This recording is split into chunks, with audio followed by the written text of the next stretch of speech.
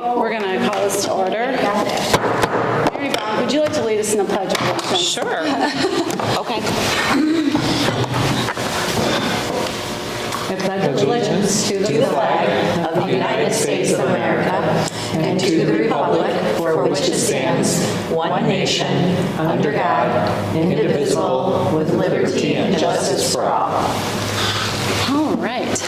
At this time, we will see if there are any public comments. We do have some guests here today. Would you like to address the board? Very quick and easy. Do you want to So you sit here? Whatever. You're fine right there. No, just a couple things real quick.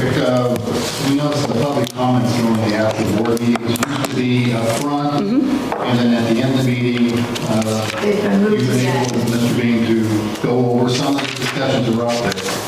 I think it's wrong to put them at the very end because a lot of people, when they do walk out and leave, are just as irritated as they were when they came out. When you used to do that before, people go, okay, well, that makes some sense. At least they kind of believe that they're listening to us. Because I think the way it comes across is that they really don't care. That's why they stick a scan and then cancel the meeting.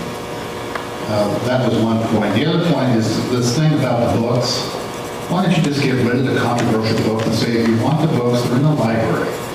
What I've learned in business, scouts, because I've been an assistant scoutmaster, when you have both sides up in arms about something, it's best just eliminate it. Get the headache out of the way, make both sides okay. Maybe I'm not totally happy because I don't think that book should be thrown out. The other side says, I'm glad it's thrown out, but it makes it easy to say, hey, if you want that book, just let your parents know what it's like. Once you do that, I think, yeah, not the school library, and just get rid of the controversy. And the reason why I kind of know this is I do have another relative that's on the school board at a different place. That's what they did. And it just seems like it got really quiet, and it got, what I say, very peaceful after that regarding dogs. Sure. And that's basically the only things that I wanted to bring up. So, well, I wanted to say that I've been going to Cascade Township meetings, and I did go to a Kent County meeting. And so at the Kent County meetings, they have the county administrator. At Cascade Township, it is the township manager. So, and those people in those positions are like the superintendent. And what really impressed me going to the Kent County one is that the Kent County administrator said to the person taking notes, make sure you get their contact information so that we can get them an answer to this when they didn't know the answer. Now, I did notice, like, when one of the first meetings we went to, somebody was asking for the bathroom policy. And I did go through and look at the whole bylaws and book that's on the website, and it does say that there's policies there. So if you can point people to where the policies are, that's just, they feel like you've answered their question.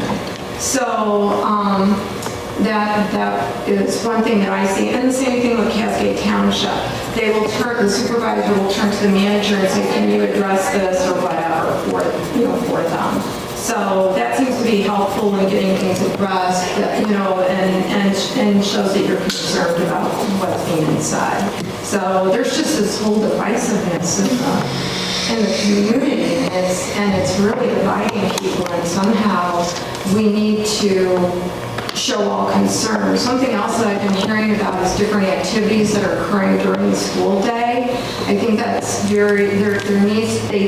the things that don't have to do with actual learning should take place at a set time, not during the learning times in the classrooms. I think that's if it's happening in the hallways in between, I didn't really understand what was going on. But I think that may be something we need to address, that if kids are doing something that could be considered controversial, that maybe that be done during that time, the lunchroom, during lunch or after school. You can give them the place to do it.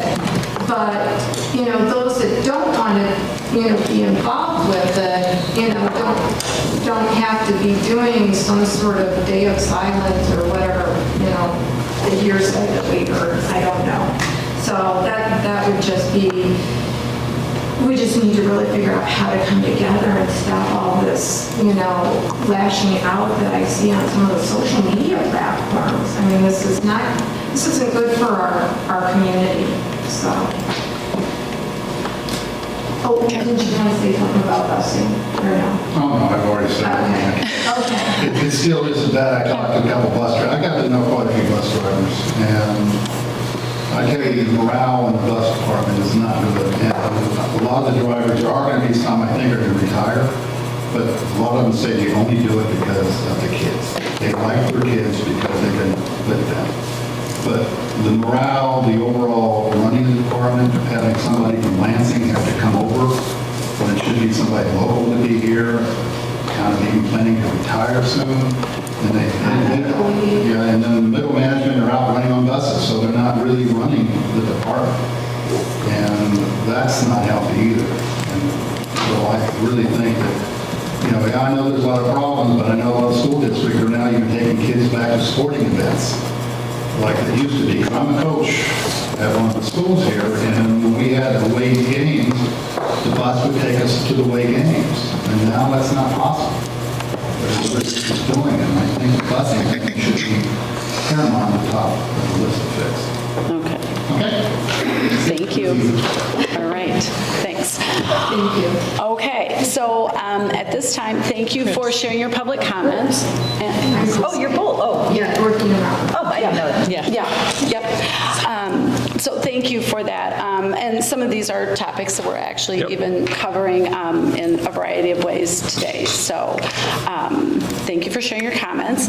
And I guess at this time, we are going to move on to the approval of our minutes from our last meeting. And we've got a couple other action items. And then we are going to go into a closed session for a couple items. Then we're going to come back and do superintendent's report, which will cover a variety of these things too.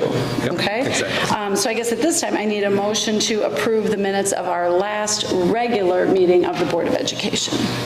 I'll make a motion to approve the Board of Education meeting, Minutes. minutes from the previous meeting. Wow, that was a lot. Yes. I second. Okay, excellent. And like that. And we need a vote for that. I guess that's the only thing we're voting. It can be a voice vote. Oh, just a voice vote on this, yeah, because we're not doing anything else. So all in favor? Aye. Okay.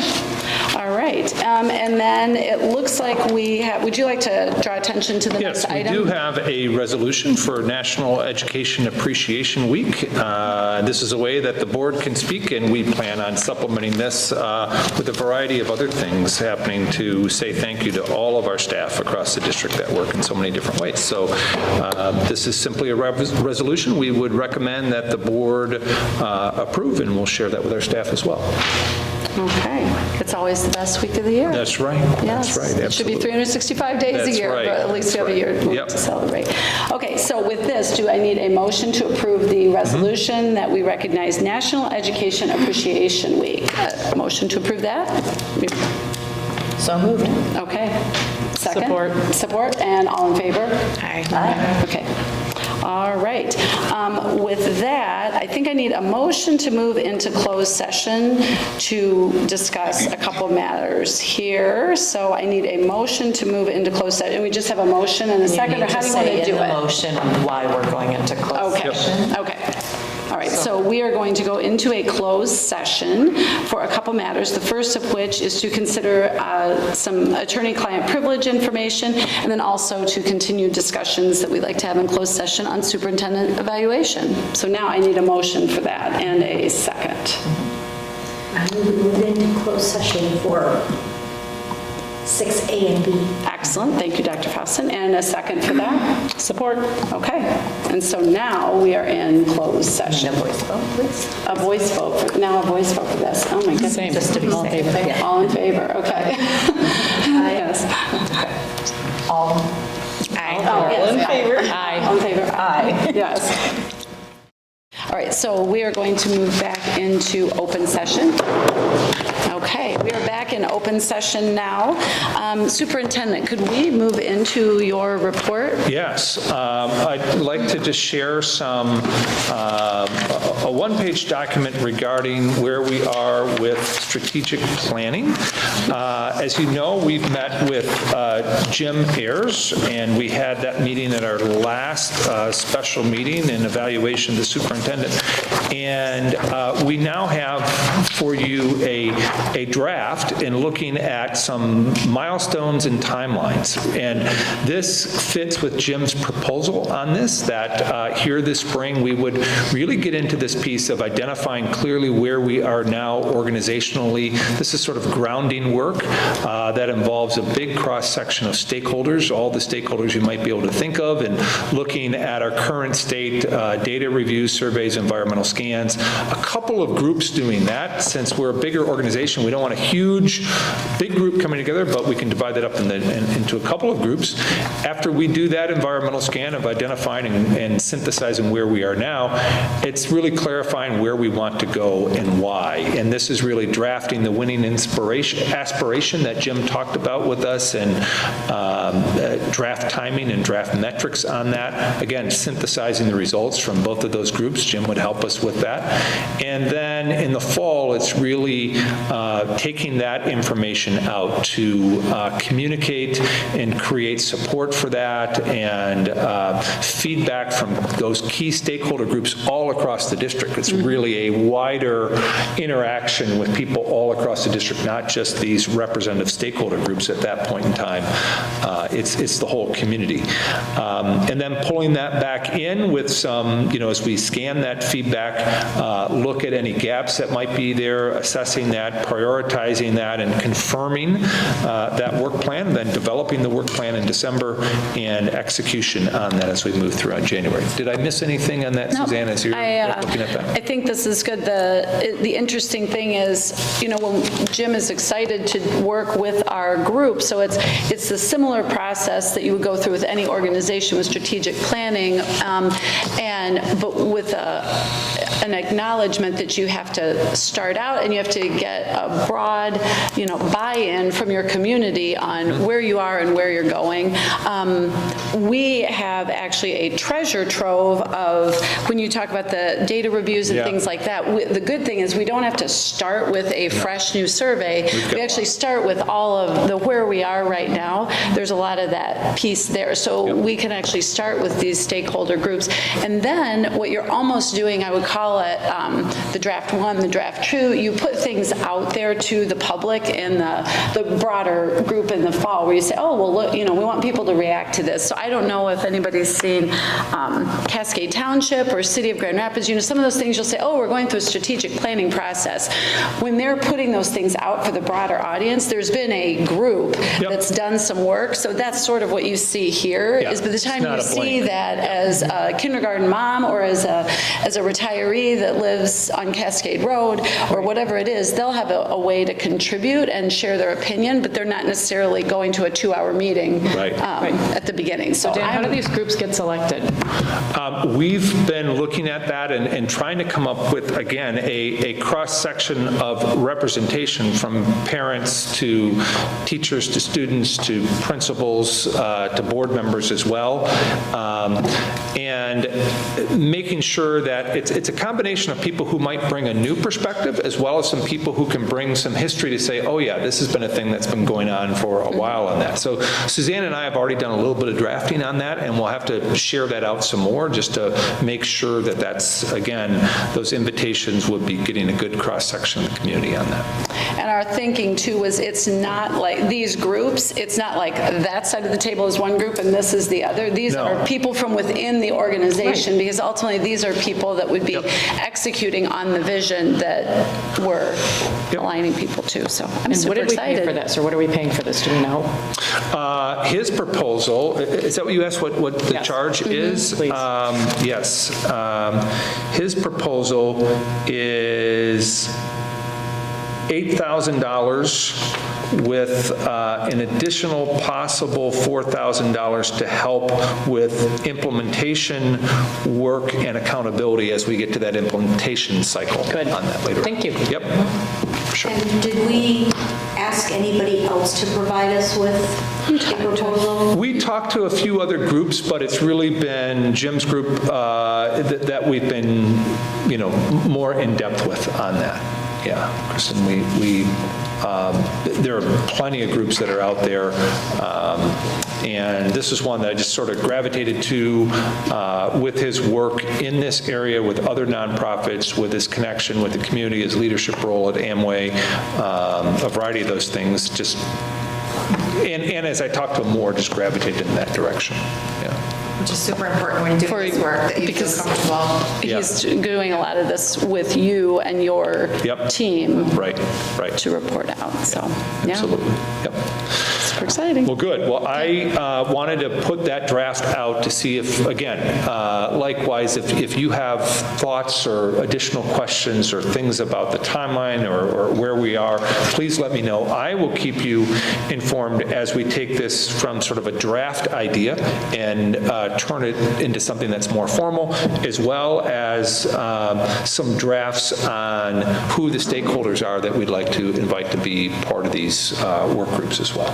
And all of that will be reported out. We can do little updates on where we are along the way. So, because that's what you never want is for people to think, oh, there's this group and see, it's not. It's just working in process. Exactly. Good. Just to also let you know, I met with the Cascade Community Foundation. Some of you may have seen for a little while. They're interested in the future of education as well, so they wanted to hear what was going on with us. I met with their executive director, Justin Swan. They're doing a video series and have been for quite some time. If you look at their website, you'll see that. So they interviewed me, and it'll be up in the next couple of weeks about the future of education in the modern classroom and my thoughts about that and some of the work that we've got going in the district on that. So just that was exciting, and let you know there's some synergies that are there as well, and telling our story with our own communications team on that. So that's good stuff. I wanted to say to Mr. and Mrs. Cribbs, as you spoke in public comments, one of the things that we are still doing is following up with people that come and speak at a board meeting.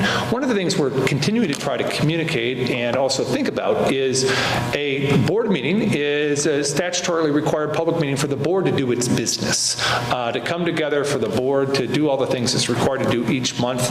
There are public comments at the meeting, but it is a meeting held in public, and it's not a public community meeting.